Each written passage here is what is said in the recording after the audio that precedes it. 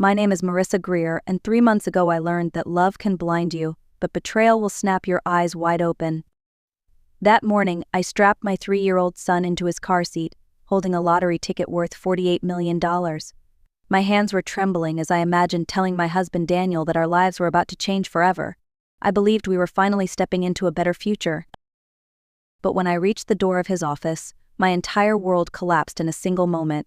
Through the wall, I heard Daniel laughing with a woman whose voice I recognized instantly, Chloe Benton, the woman he once insisted was nothing more than a helpful employee. Their laughter was loud enough to drown out my heartbeat. Then came the words that cut through me more sharply than any knife. Just a few more months and he'll push her out with nothing. Me, the wife who supported him through every setback, the mother who stayed home to raise our child while he pursued success. I stood frozen, my son shifting in my arms, blissfully unaware that the ground beneath our lives had just shifted forever. I had come to deliver a miracle. Instead, I uncovered a plan to erase me completely. That was the moment I chose silence, not weakness, strategy. Before that day, I would have told you my life was ordinary in the quietest and safest ways. I met Daniel Greer when I was 26, back when I was working as a junior graphic designer in Charleston. He had big dreams, confident eyes, and a way of talking that made every plan sound foolproof. When he asked me to move to Atlanta with him, I believed we were building a future together, not walking toward a storm I could not yet see. For the first few years, our marriage felt steady. Daniel worked long hours at a regional construction supply company, climbing the ladder with ambition that sometimes bordered on obsession. I stayed home after our son Ethan was born, partly by choice, and partly because Daniel insisted it would be better for our family. He often said, "I make the money, you focus on the house." I thought it was partnership. Looking back, it was control dressed up as care. The small comments began to pile up over time. When I asked about our savings, he would sigh as if I were interrupting something important. When I mentioned wanting to freelance again, he reminded me that daycare was expensive and my income would barely matter. I convinced myself he was stressed, not dismissive. I convinced myself love meant patience. But the truth was simpler. Daniel liked being the one in charge.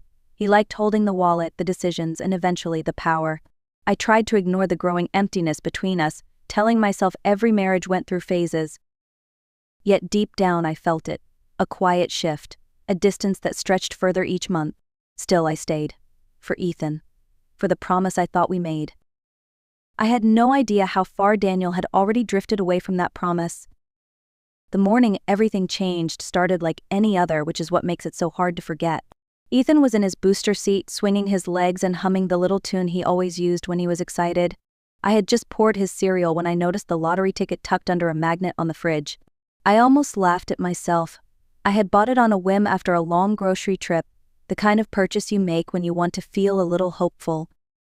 I scanned the numbers absent-mindedly at first, then I looked again, and again. My heart climbed into my throat. Every number matched. All 6. I pressed a hand to my mouth to muffle the sound rising in my chest. Ethan looked up at me and giggled as if I had just told a joke. He had no idea his world had shifted before breakfast. After a few minutes of pacing, whispering, "Oh my God," over and over, reality settled in. $48 million. Enough to secure Ethan's future, to pay every bill, to ease the strain I had felt in my husband's voice for months. For one fragile moment, I imagined Daniel lifting me in his arms, grateful, relieved, amazed by our luck. I packed Ethan into the car and drove straight to Daniel's office, rehearsing how I would tell him. I kept thinking, this will fix everything. Maybe the distance between us will finally close. But as I stepped into the hallway leading to his office, a sound stopped me in my tracks. Laughter. Daniel's. And then a woman's voice layered over his, playful and too familiar. "Chloe." I edged closer, my heartbeat hammering as I listened.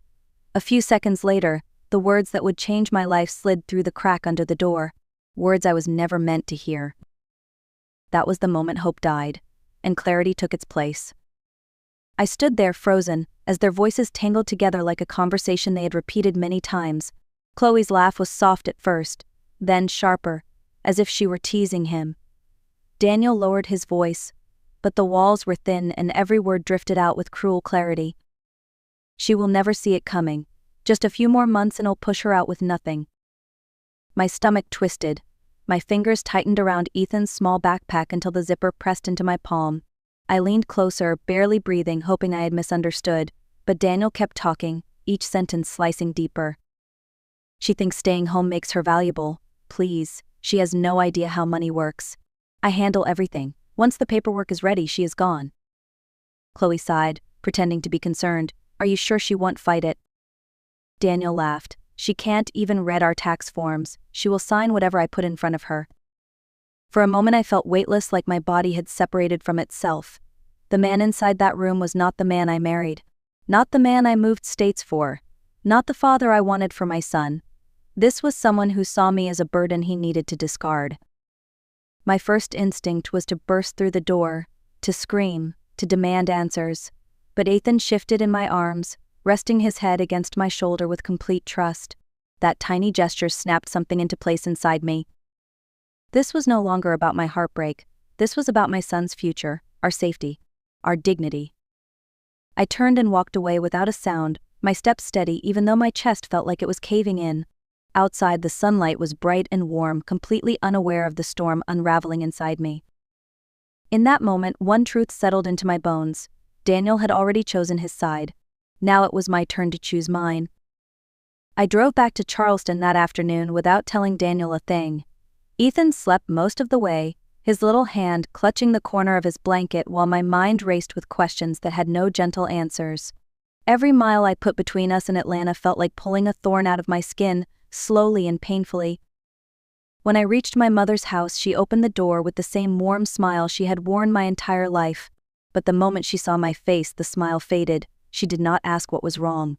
She simply took Ethan into her arms and guided me inside, letting me speak only when I was ready. I told her everything. The lottery ticket, the betrayal, the plan Daniel had so proudly shared with another woman. My mother listened in silence, her jaw tightening with each detail. When I was done, she placed her hand over mine and said the words I needed most. You and your son will not be anyone's discard pile. The next morning, we went together to claim the winnings. I asked her to put the money in her name temporarily, the safest way to keep Daniel from sniffing it out. She did not hesitate. She had watched me pour years of my life into a marriage that had forgotten how to value me. With the jackpot secured, I made one promise to myself. I would not scream. I would not beg. I would not crumble. Instead, I would return to Atlanta and let Daniel think I was still the same quiet wife he believed he could control. Because the most powerful revenge does not start with rage, it starts with preparation. When I returned to Atlanta a week later, I walked into our house with the same calm expression Daniel had always expected from me. He barely looked up from his phone when I set my bag down. Everything okay, he asked, as if nothing in the world could possibly be wrong. I nodded and smiled, the same practiced smile I had worn for years. Inside, however, everything had changed. A few days later, Daniel suggested I help out at his company since they were short-staffed. The offer was not kindness, it was convenience. He wanted a free assistant who would not dare question him. I agreed without hesitation, and his ego took the bait so easily it almost frightened me. From the moment I stepped into the office, Chloe looked at me like I had shown up uninvited to a party she believed she owned. She handed me pointless tasks, filing, sorting receipts, organizing storage rooms, while she hovered around Daniel like a smug shadow. But if she thought busy work would distract me, she had underestimated the woman she mocked behind closed doors. The real breakthrough came in the form of Elaine Porter, the company's senior accountant. Elaine was quiet, efficient, and carried an air of exhaustion that hung on her like a worn coat. One afternoon, when I delivered a stack of invoices to her office, I noticed her rubbing her temples as she stared at a spreadsheet. She asked softly, "Do you trust your husband?" The question stunned me. Before I could answer, she sighed. "I have been here long enough to know when something is wrong. And something is very wrong." Over the next week, Elaine slowly revealed pieces of the truth. Daniel had been shifting profits into a separate entity called Greer Holdings, listed under his cousin's name. The company appeared to be failing on paper, but in reality, it was generating far more money than Daniel reported. He was preparing to claim bankruptcy while preserving every dollar for himself. Elaine eventually gave me limited access to the financial records. She did not ask why I wanted them. Maybe she saw the fear in my eyes. Maybe she had her own scars from trusting the wrong people. Either way, I finally had something Daniel never intended for me to have. Proof. With every document Elaine handed me, the shape of Daniel's plan became clearer. He wasn't just preparing to leave me, he was preparing to erase me financially, emotionally, and legally. The man I once trusted had turned our marriage into a strategy board, and he believed he was 10 moves ahead. What he didn't realize was that I had quietly begun building a board of my own. One evening, after putting Ethan to bed, I drove to a small coffee shop on the edge of the city to meet someone I hadn't seen in years. Trent Dawson. He had been a close friend during college, the kind of friend who always looked out for everyone else even when he had his own struggles. Recently I'd learned that Daniel's company had backed out of a major contract with Trent's firm, leaving Trent jobless and drowning in debt. When I told him everything Daniel had done, and everything he was planning, Trent didn't respond with anger. Instead, he leaned back, exhaled slowly, and said, "I always knew he played dirty. I just didn't know how far he would go." We talked for hours, piecing together a plan that was less about revenge and more about survival. Using a small portion of the money my mother was safeguarding, we would start a competing supplier company built on transparency and reliability. The goal wasn't to destroy Daniel.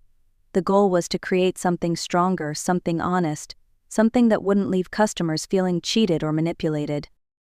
Elaine quietly provided us with insight into the market Daniel had been ignoring, pointing us toward clients who were unhappy with his service but felt trapped due to limited options. Trent reached out to his old contacts, rebuilding bridges that Daniel had burned. For the first time in years, I felt a sense of direction, a sense of control returning to me. This wasn't loud vengeance. It wasn't rage. It was simply reclaiming what had been taken from me piece by piece. By the time we finalized the business plan, one truth had settled deep within me. Daniel believed I was powerless. He had no idea how wrong he was. The shift did not happen overnight. It started quietly, almost invisibly, like a single loose thread in a tailored suit. But pull it long enough, and the entire outfit begins to fall apart. That was exactly what happened to Daniel. Within the first month of launching our new company, Dawson and Greer Supply, we secured 3 medium-sized clients who were frustrated with late deliveries, inconsistent pricing, and Daniel's dismissive attitude. Trent handled operations with the kind of passion only someone who had been burned could bring. I managed the administrative side, building relationships with customers who were relieved to finally feel heard. At first, Daniel didn't notice. He was too busy entertaining Chloe in his office and micromanaging employees who were already stretched thin. But soon missed calls from clients and declining sales reports began piling on his desk. I watched from across the office as he snapped at his staff, slammed drawers, and blamed everyone except himself. By the second month, the cracks widened. One of Daniel's biggest contractors switched to us after discovering he had been overcharged for nearly a year. Then another left, fed up with the constant excuses. Each loss tightened the noose on Daniel's pride, and his frustration seeped into every corner of the office. Chloe was the first to show signs of panic. She cornered me in the hallway one morning, demanding to know if I had said anything negative about her or the company to clients. I simply smiled and said, "Communication is important. Maybe you should try it." Her eyes narrowed, but she said nothing. As more clients left, Daniel's temper spiraled. He began firing employees at random, reshuffling roles, and making promises he couldn't keep. The office atmosphere turned cold and tense, like everyone was holding their breath, waiting for the final collapse. What Daniel didn't realize was that the collapse wasn't caused by sabotage. It was caused by his own choices, his arrogance, his shortcuts, his belief that he was untouchable. All I did was step out of the way and let the truth catch up. By the end of the 3rd month, the company that once boasted stability was bleeding money, and Daniel, for the first time since I had known him, looked genuinely afraid. Daniel's fear didn't soften him. It hardened him. Instead of facing the consequences of his actions, he turned his frustration toward the easiest target he had ever known: me. One evening he came home unusually early, tossing a stack of papers onto the kitchen counter.